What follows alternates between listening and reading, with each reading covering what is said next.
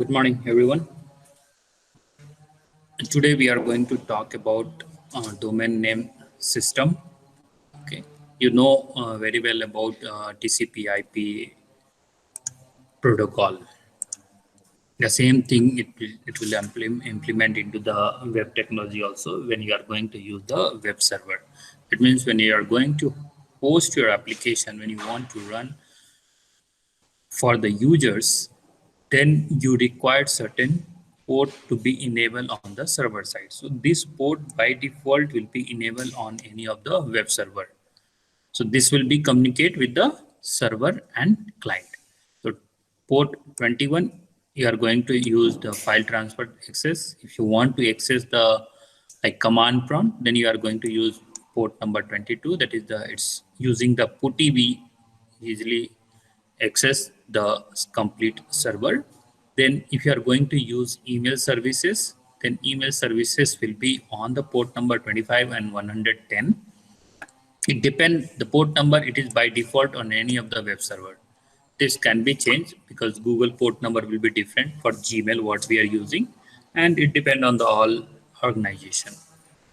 Then port 80, actually it is for the web, whatever the website you are seeing on the website. So that will be on the port 80, and whatever you are seeing HTTPS, that all ports will be binded with port number 443. So this is the port we use on a web server in the for the domain name system.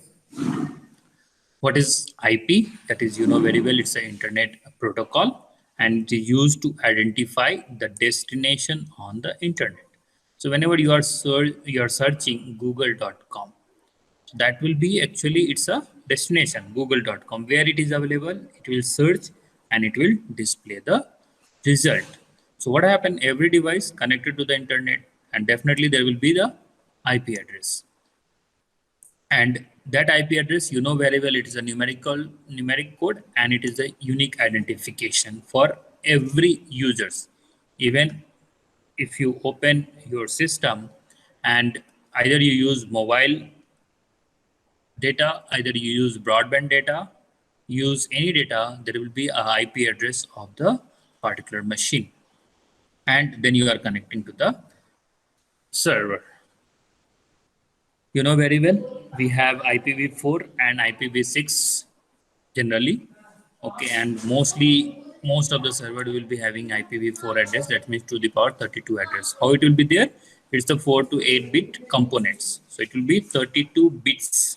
Okay, how the IP address will be? It's 192 168 123 and 254. So with the subnet mask will be there, you have to allocate.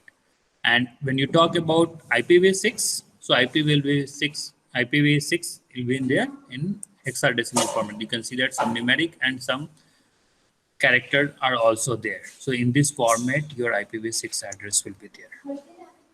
So most of the internet provider still they are using IPv4, and very few times when you use the geo internet service, you will get in using mobile data, you will get the IPv6 address. What is the domain name system? As we mentioned that everything with the IP address, okay, and we cannot remember always a number. Suppose we are writing like 192.116.114.1. So it is only for one website. If suppose you have several hundred of websites, so you cannot remember this IP address always. So it will be difficult to find out that website you are going to open. So what happened? The domain name system resolve this. Instead of IP address, you are going to use some string. That means some character. Like google.com, I'll show you the example how we can find the IP address of the Google or Facebook. Even if you type the IP address, the Facebook page will get open. Okay, so that is the domain name system, that is called as DNS. So its propagation should happen to the server. Here is an example. The moment the users is typing any website, so there is example like fundev.com. The moment user type, it will go to the server.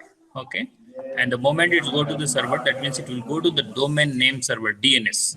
So on DNS, it will find which IP address this server is available. So the moment it find, it will give the that okay, this is available on this IP address. Then what happen? The default page on this IP address, it will go search from the IP address, and the result of HTML will be displayed here. So this is actually DNS overview. So how you do request response, same thing is there, but here what is happening? You are typing a domain name that is in character. You will then it will search in IP address. Where is this server? It's not like that only one. Okay, when you talk about internet, so this is your internet. It's it's connected with the several server. Like Google is having one server. Okay, it's not only Google. Google, there is just so many provider is there. Like GoDaddy is there also. Big Rock is there. So many servers are there available. So on this server again, Google will be having so many website hosted. So the IP address, where is that? It will go to the particular IP address, fetch the result, and then it will back to the internet, and then it will come to the users. So like this way, actually the domain system propagate. So what is the domain name label, domain labels? So actually generally we call as a top level domain, secondary level domain, third level domain, fourth level domain. So whenever you open like www.google.com, when you type generally www.google.com, generally we say that it's a domain name. But when technically when you talk, so what will happen? The .com, what you are using the extension like .com we have, then you have several other extension like .in you have, okay, .org you have, okay. So there are so many domain name TLD, that is called as top level domain. So many TLDs are available. So this last part, what you are seeing in the website, in any website .com, so this will be considered as a TLDs. Okay, so .in, .org, .co, .in, .a, .net.in, .edu.in, this all are considered as a TLD. Then next is the name. What name you are giving this, like fundev.com, this is called as secondary level domain. So you can use the name. So this is called as SLT. Then you have again adding the triple W. Triple W is considered here as a third level domain. And if you add one more here, like server one dot, then it will be considered as a fourth level domain. Okay, so like this is the, and always the specific, like it will go from like most general to most specific from top to down. So you will go to .com, then search, okay, what name you're using, and third level domain and fourth level. So it will open this website, not on the main website. And in another way, this is called as this is also called as host name only. So it is entire is the host name. Okay, and this also in another way it is called as second, that is the subdomain. Okay, this is considered as a subdomain also.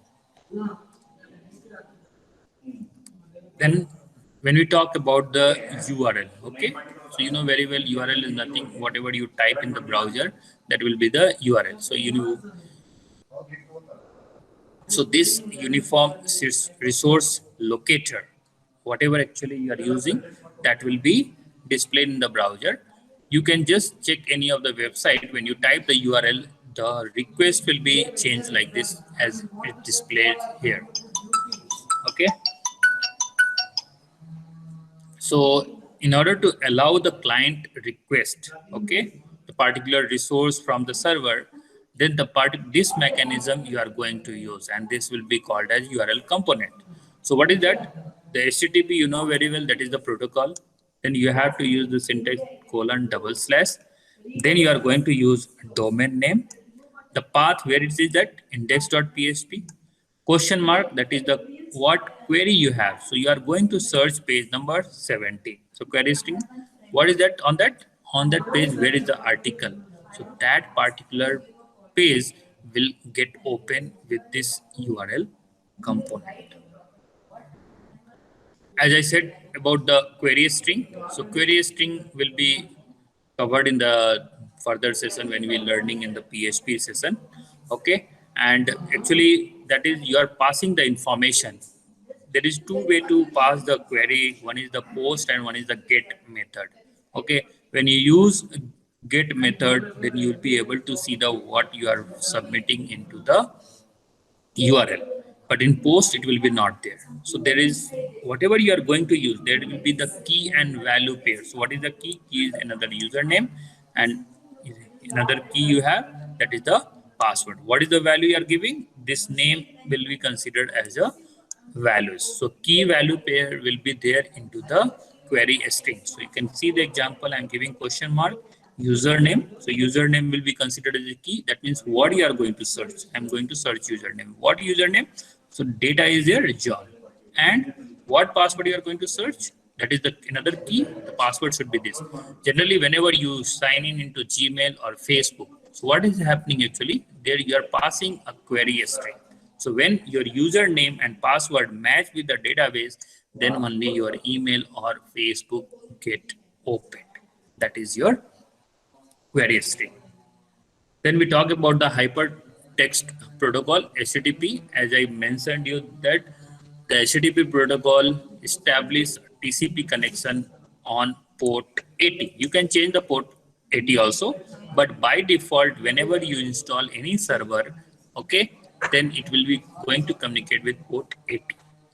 What happened? This server will wait for the request and then respond within the response code. So there will be some header, some optional message will be there that will pass through the URL, okay, with help of HTTP protocol. You can see the example here.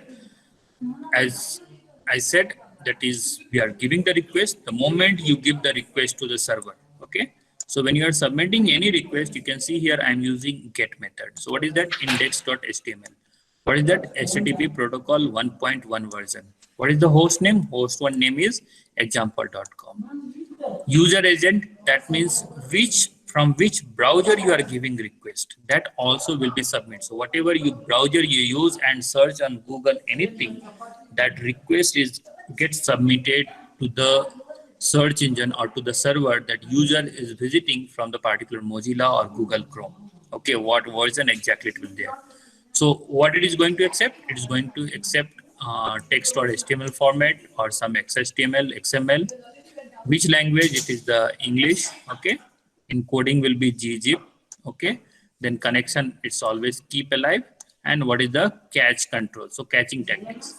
This data is going to get submitted. That means for the request, the moment it gets submitted, it has to give the response.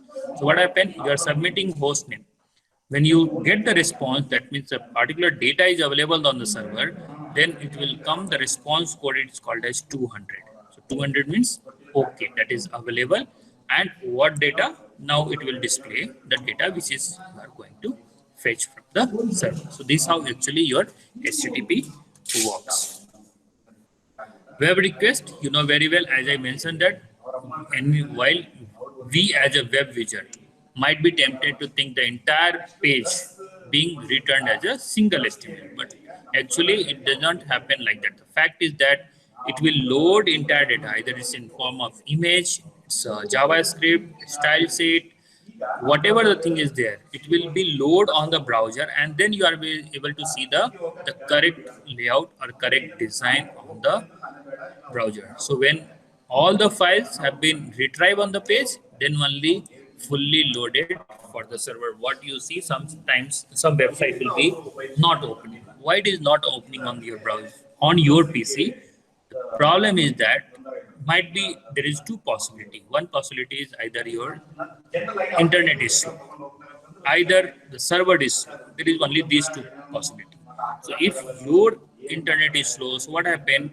It will take some time to load entire data. So any website, whenever the people, the developer, they develop, they use JavaScript, they use several different languages like CSS, CSS3, HTML5, jQuery, and images. So this all image will load on your browser, and then you get exact screen. Might be you have seen that when you open the some website, it will not, the layout, design, image will be not properly visible. Why?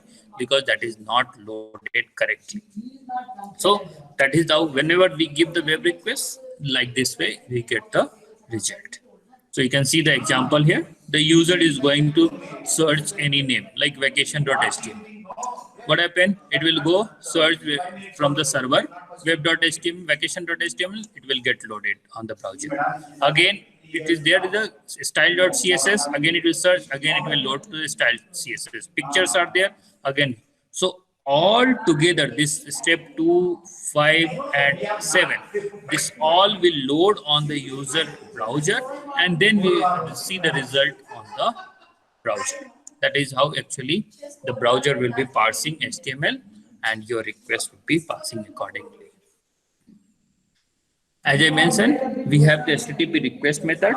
Generally, we use get and post method, but you have others common request also like get, post, put, and head. Okay, so this HTTP protocol will define several different types of requests and each with a different intent and characteristic. When you use get method, that means request a specific file or resource from the server. When you use post, it will submit the information to the server. When you put, that means it's going to be upload a file on the server. When you use head, that is going to request information about a file from the server, but not the file content. So there are so many other requests also. You can delete, connect, trace, okay, options. These are the several other options. It depends on your usage, what type of protocol you want to implement in your application. Okay, so you can see here example, any form is there. So in form we use generally method is equal to post, and action, that means where it is going to be loaded. The moment you post this one, that means you are going to hit on submit. That means you are posting the link. The moment you post, it will go and submit to the database. In another way, you use hyperlink. So that is not actually, it is the posting. Yes, there is a request. That means you are going to get the this particular page from the server. So the request you are going to get from the server. This is the two different way we use the get and post method. So this is get. Here also, if you can use, you cannot use here as a get because you are not going to get anything. You are going to submit the data. So you are here. You are going to get it. So you have to use like this way. There is the several browser tools for HTTP available. So whatever the browser today we use, this all are modern browser because it's already updated with the latest version of the web support, and we use the for different to view the different kind of website. When we talk about the web server, as I mentioned, it's a fundamental level. It's nothing like than a computer that will respond to your HTTP request. So there will be different kind of web server that will be used to host the application. Okay, so the characteristic of server is that you can choose the application stack to run your website, and it will be run on the operating system with the help of web server software, database, scripting language to process your dynamic requests. So what are the software we have? Generally, we called as a LAMP. So what is the full form of LAMP? LAMP is the Linux, Apache, MySQL, and PHP. Generally, this is the term. So there is something called WAMP also is there for Windows application. Okay, you can use anything on your system. If you are using Linux, you have to configure LAMP. If you are going to have uh, on Windows, then you have to configure WAMP. So throughout this, that is as I mentioned, the LAMP is a software, okay, which will convert your machine as a server. It will act as a server, and you can see the response as a users also. So as I mentioned here, L referred to the Linux operating system, A referred to Apache web server, M refers to MySQL database, or now it has changed to MariaDB. and PHP your scripting language. So there are many different kind of software you can use. As I said, you can use IaaS, Internet Information Service. You can have to, then when you are going to set up IaaS, then you have to set up separately SQL. You have to separately set up ASP.NET server. So there are different kind of servers are available, and this all you have to configure on your machine. But when you use XAMPP or WAMP, there is no need of additional configuration. It will make your system as a server. Okay, so what we have learned in this, we have learned about the few things, definition and history about the HTML. Then we have talked about client server model. We have talked about domain name system. Then what about the URL, Uniform Resource Locator, Hypertext Protocol, HTTP, and web server. So this is from just overview of about the HTML, where it's come